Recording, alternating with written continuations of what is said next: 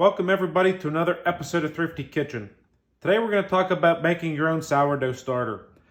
Sourdough starters are not something you have to go out and pay for, have it shipped to your house, and then you don't take care of it, and the starter dies, and then you end up buying another one, and then you end up buying another one. And this is something you can make at home anytime. You just need about a week notice before you want to go ahead and make bread. So we're going to start out with a container. You can use a mason jar with a lid. You can even use just a regular coffee mug or a bowl and just loosely put saran wrap over top of it. Or I'm going to go ahead here and use this little glass mixing bowl with this lid that just fits loosely on top of it. So measurements don't matter, but right here I have a quarter cup of just regular flour.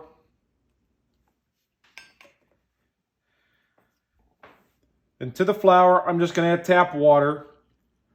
And I'm going to want a fairly runny mixture. I don't want it thick as a paste or real thick that I'm making dough. We're just going to want to head and get the water and flour somewhat incorporated. And that's all you need to do.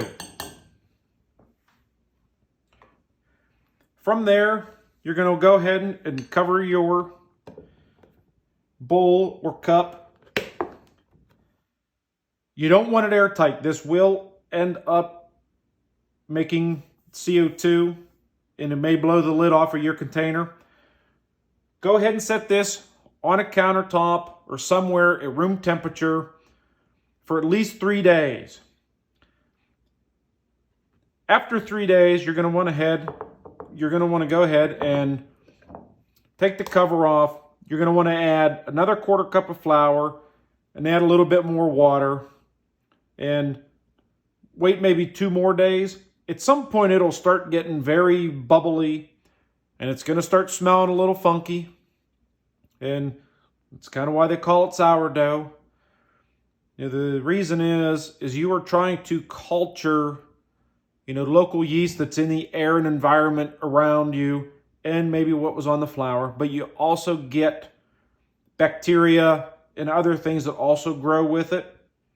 So at least in the summer, after about 5 days, you're probably going to have a pretty vigorous starter. In the wintertime, when your house is colder, it may take 7 to 10 days to really get a good starter going. So I started one here a week ago. And I actually used a container from, a take-home container from a restaurant. It's very bubbly and it honestly smells like blue cheese. And that's exactly what you want.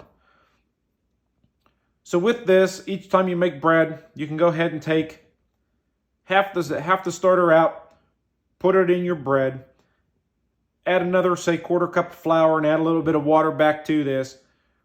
You can go ahead and leave it on your counter. You're going to want to feed it maybe every 3 days. And if you're not making bread too often, you are going to have to dump some out and then put more flour and water back in it. If you stick it in the refrigerator, you have to feed it maybe once every week or 10 days. But it will take a little bit of time if you want to make bread to revive it once it's in the refrigerator. But that's it. That's how simple it is to make sourdough starter. Go for it. Try it. Make your own.